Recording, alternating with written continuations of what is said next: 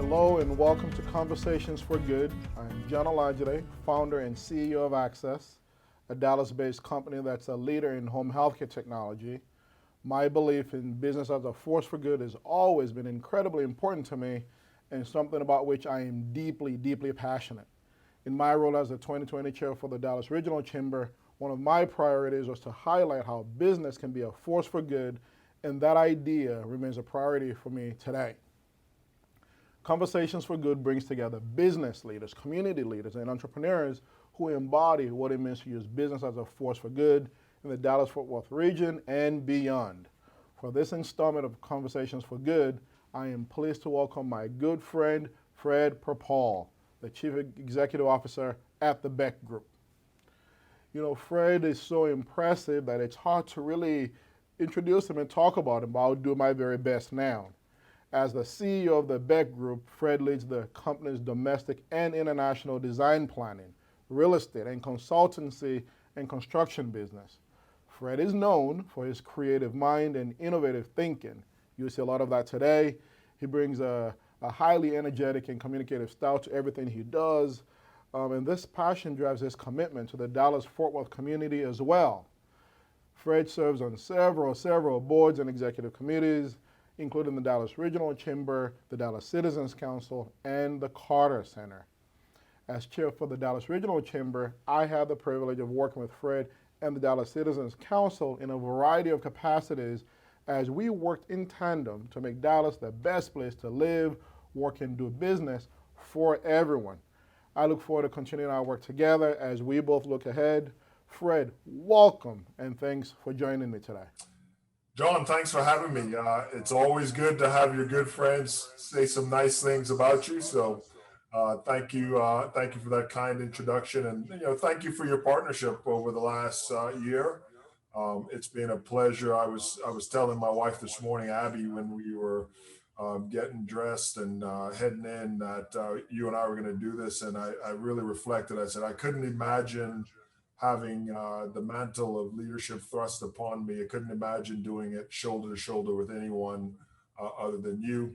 It's been natural, it's been fun, and I look forward to many more years where we combine efforts to help as many people as we can that need our help.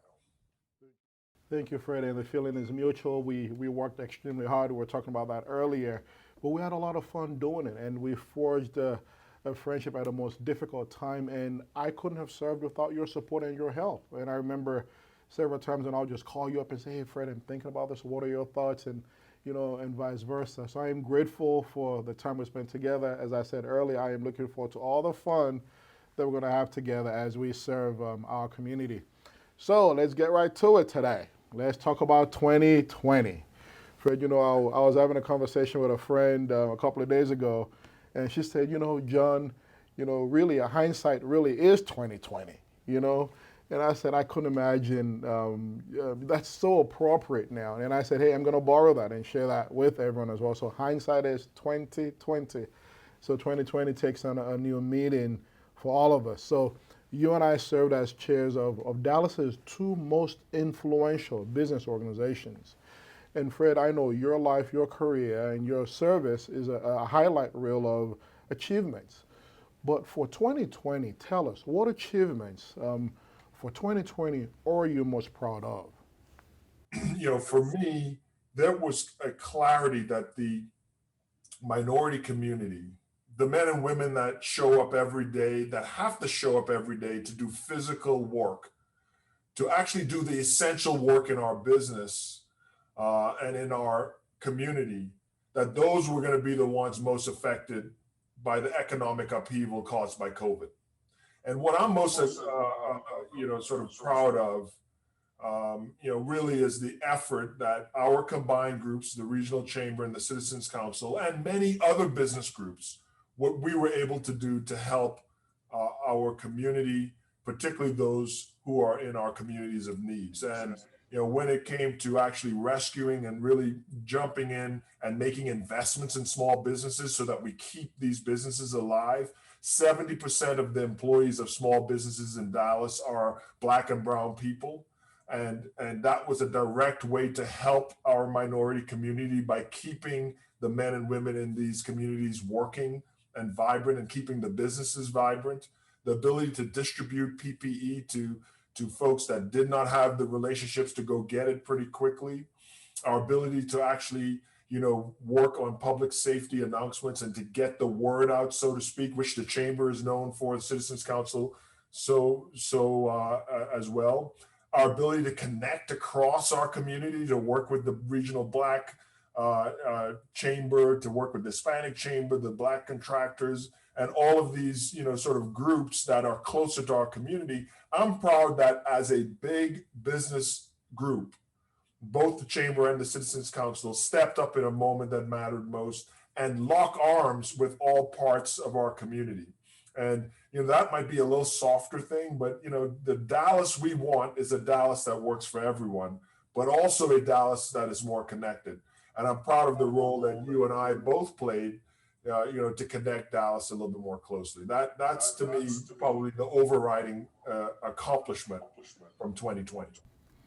Excellent comments, Fred. And you and I believe collaboration is very important. So I like how you really showcased the fact that, we did a lot of work, but maybe we get a lot more credit than we deserve. They're incredible business leaders in this community, and we all work together across the board to pull our community forward. I'm glad you said that, but I must let everyone know, I know Fred Perpall worked extra hard. And he leaned in. And, early I was telling Fred, I said, Fred, I've got 24 hours in my day. I think you've got more than 48 hours in your day, because I don't know how you do all that you do. And that was on display last year. Thank you for your leadership, Fred. Thank you so much for your service. And I know our community is the better for it because of your efforts. So let's move things along. Let's talk about a big topic that was on everyone's mind last year: diversity, equity, and inclusion. And we know that the coronavirus pandemic revealed a multitude of disparities. You've touched on some of that already. A multitude of disparities across our community. And the George Floyd killing, in particular, amplified the need for racial equity and progress on issues related to diversity, equity, and inclusion. So Fred, from your vantage point and your expertise, your side, everything that you've said, what challenges do you see as most important to continue addressing these issues as we move forward? Yeah, John, great comments, great question. I think our challenges today are both hard and soft. And by hard, I mean they're measurable challenges, things that we know that are not being achieved, that we could measure and we can create an action plan for. For instance, our kids in our communities of color still do not get the access to the kind of quality education that our kids in our majority and more affluent neighborhoods get. And we can measure that. We know that the outcomes educationally are not where they can be. And it really starts off, this disparity really starts off at pre-K. And I'm proud of the work that the business community is doing to invest more in pre-K through third grade education so that we improve those outcomes. We know that our kids in high school in our communities of color and our communities of need don't get access to the same kind of internship opportunities, the kind of extracurricular opportunities, the kind of skills building and workforce building opportunities. And we can measure that. And by measuring it, we know that we can make a difference. And I'm proud of the work we're doing in that area.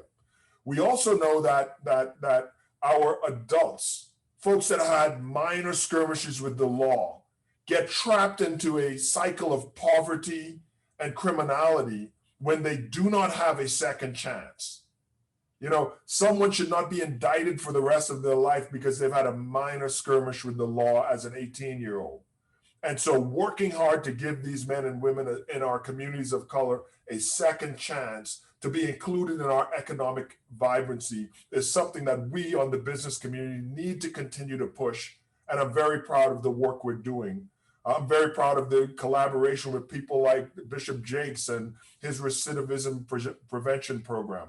Very proud of the work that the Regional Black Contractors Association is doing with its drug prevention program and its recidivism program. So these are things that we as large businesses need to work on with our community partners and measure. Those are the hard things, the measurable things that we can work on.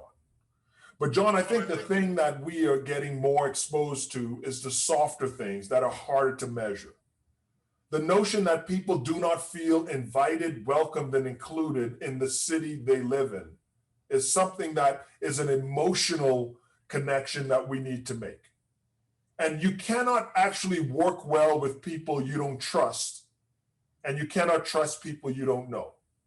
And so all that we can do in our power to break down this north-south divide, to actually live shoulder to shoulder with the people in our community, to actually participate in programs and to do work together so that we build a relationship with our affluent communities and our communities of need. You know, this is the way people feel invited.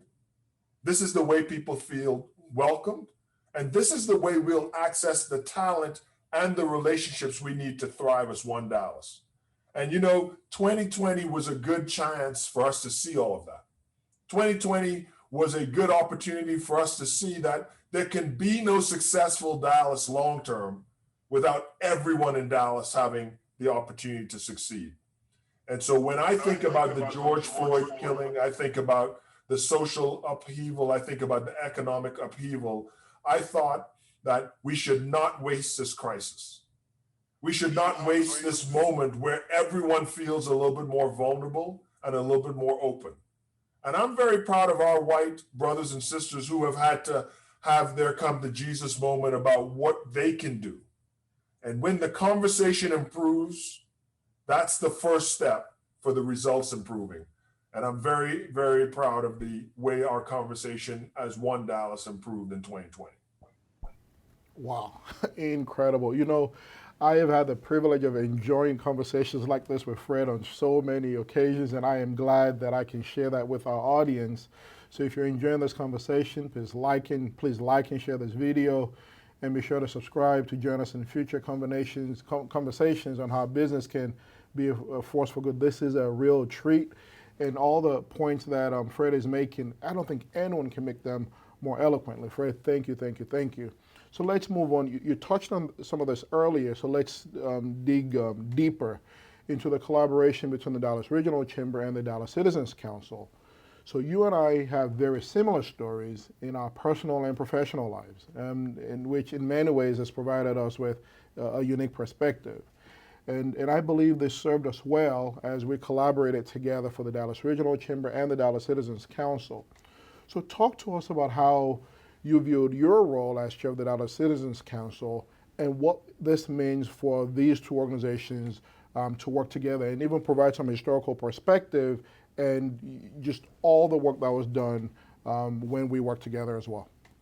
For me, 2020 was a wonderful opportunity to leverage the strengths of both. You know, the Citizens Council is 130 companies, and it's the CEOs of those companies. I know Axxess and John, you're members, but it's really a top dog organization, and really only meant as an opportunity for those CEOs to come together to work on public policy to make Dallas a acceptable and thriving place for business and a thriving place for our employees to live, work, and play.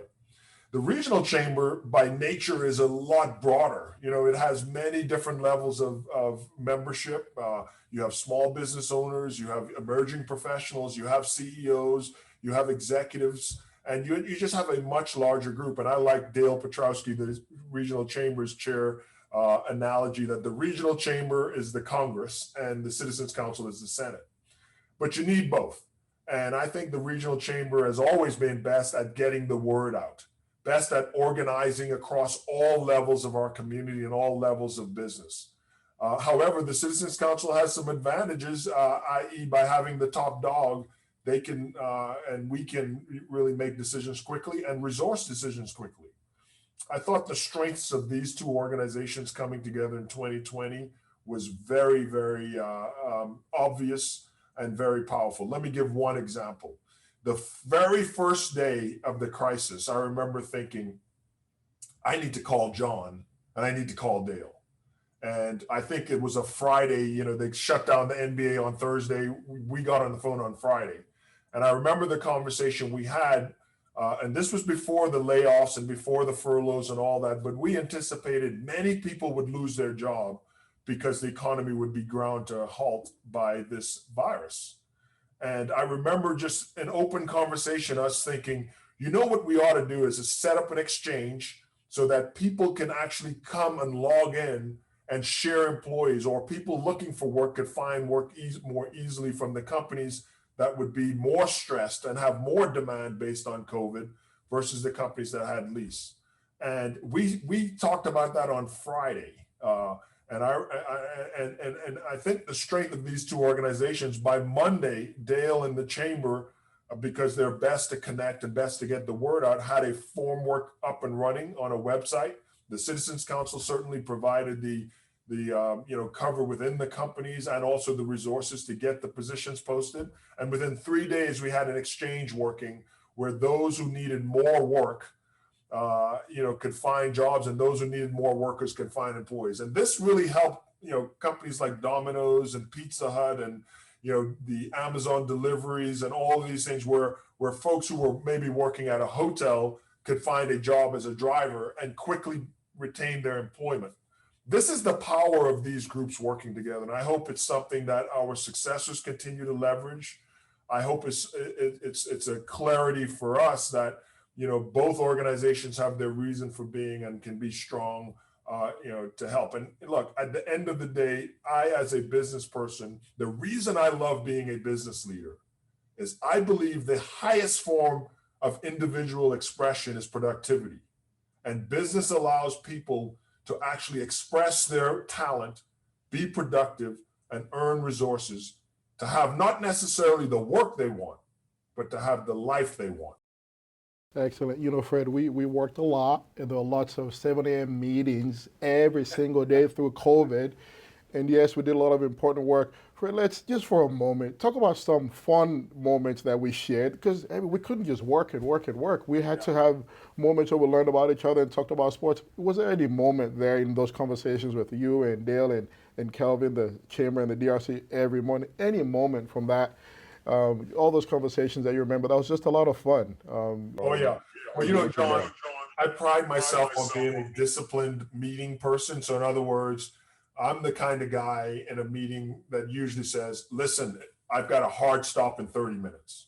That's typically who I am in business. I try to be very disciplined about meetings, but because most of those meetings were morning calls, and because we were at home, sometimes I'd be on the speakerphone, and Abby, my wife, would be saying, she's like, you guys are failing at meeting, because some of those meetings would go on for an hour and a half, 2 hours, where we just had so much enjoyment. And I think, look, when you're doing great work, okay, it is impossible to do great work with people you don't enjoy.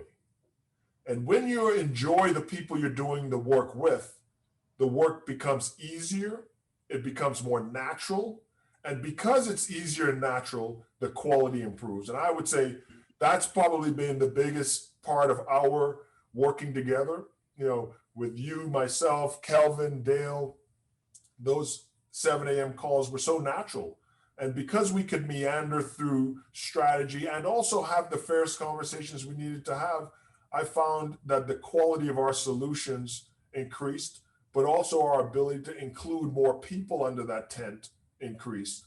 And so, my favorite conversation, they meandered from sports, from Dale telling us about, his exploits at the Baseball Hall of Fame, from you talking about your childhood as, a soccer player, and then what that meant in terms of your ability to lead a team, sharing, the way I've tried to use my experience as a basketball player and being a CEO, all these opportunities to learn from each other made it more enjoyable. And I think, when you're serving, one of the quiet things about serving, it's easy to serve because everyone can serve, but it is in giving that we receive the most. And I think the big gift back that I got from all of the work we did together in 2020 was the wisdom I was able to receive from you guys, the friendship, the support, but also, just a lot of great ideas that I've been able to now, take forward with me. So I miss those 7 a.m. calls. And, Abby was saying to me, she's like, what happened to your 7 a.m. call this year? I go, sometimes I'm having withdrawals. I just want to dial you up at 7, John. Fred, we had to go there to let folks know we worked hard, but we had a good time as well, and we need to keep this honest. Okay, so let's talk about business being a force for good. You know that I believe strongly in the importance of using business as a force for good, and I know you do too, and it's important to you as well. And as it can be seen in your community involvement, and you do so much. So Fred, share how you've integrated the idea of business being a force for good into your leadership at the Beck Group and into that organization overall. Let's talk about that. Yeah, I mean, we had this old adage at Beck that, look, the communities we work in should be better because we're in those communities. And we believe very strongly about a 10% reinvestment into our community, which means we want our executives and our senior leaders to invest 10% of their work time back into service.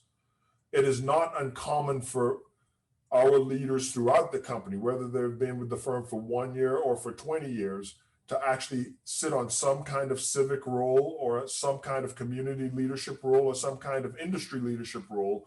We make space for that, and we measure that as a part of people's annual compensation and annual reviews. We want people to actually have an external and internal approach.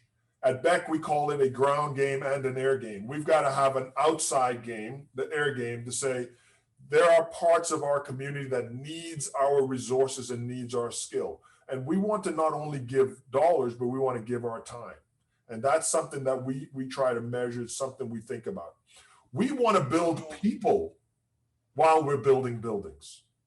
And it's a really important thing for us that the men and women who live in our communities have access to the jobs that we create, but also access to the training that can get them those jobs.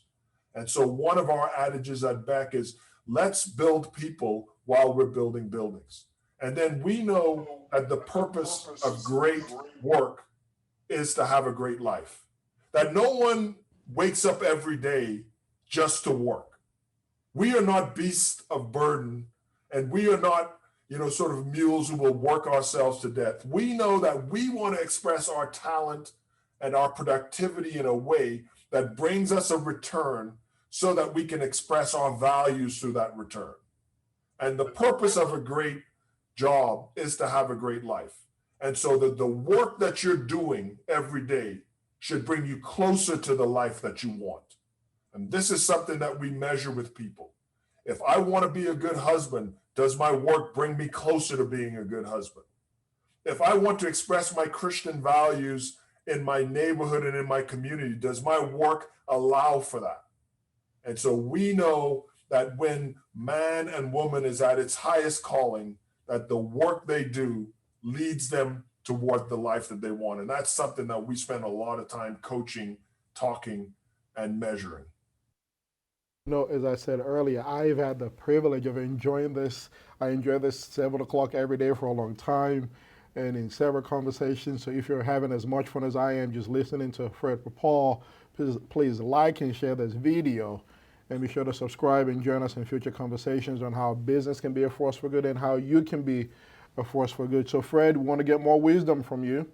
So looking back on the course of your career, an incredible career so far. And Fred, you've got so much ahead of you that you're going to do still. So can you share with us what's been the most meaningful lesson that you've learned and how you continue to apply that while handling so much responsibility in this 48 hours you have every day that the rest of us don't have? Yeah. Well, John, there's a couple of things that I try to share when asked a question like this, that I try to share. And particularly, I'm passionate about young people. I think you know my story. We had a pretty tough upbringing. I actually lost a lot of my friends and a brother along the way because of the environment we grew up in. And so I feel very compelled and very passionate to pour back into the life of people who are living in disadvantaged circumstances and young people who are vulnerable and need, sort of a hand up, right? That's a personal passion for me. But when I get the opportunity to address emerging professionals, young people, I really try to talk about three things, John. And I think these three things can be applied to anyone. And they're kind of my guiding forces. The first is be ethical. You know, we can't control people around us, and we can't control how people respond to us, but we can respond how we orient to them. And we know the right thing from the wrong thing. We know that deep down in our soul, the difference between right and wrong. Everyone can control doing the right thing. And so being ethical and living with integrity is the first thing. The second thing is work hard. You know, I would bet, John, knowing you, you're a brilliant person. I'm pretty average, but I would bet that whatever. The IQ that we share and the IQ that we've been, like, we don't control that. That is a gift from God, how fast your brain fires. That is not something that we control. That it's just like being tall or short, wide. That's just in our DNA. God gave all of us a processor, and we can't control the speed of the processor we receive. I think mine's pretty average, but some people may have an above average processor. But we can control how hard we work. That is something within our control. We can control how we wake up, how we show up, and how hard we apply ourselves to the task at hand. And so I say to young people, work hard. It is the most common and most influential way for you to actually drive the outcome you want, is to actually work hard. And then I think the final thing is to care for others. You were not put on this earth to be individual. What makes human beings exceptional is our community, our orientation, our communication skills, and our ability to truly scale up impact because of our ability to work with one another. That is what distinguishes us from other mammals on this planet. This is why we have God in us, our ability to connect to others. It's a gift from God, and we should never lose sight of that gift. Man is not an individual creature.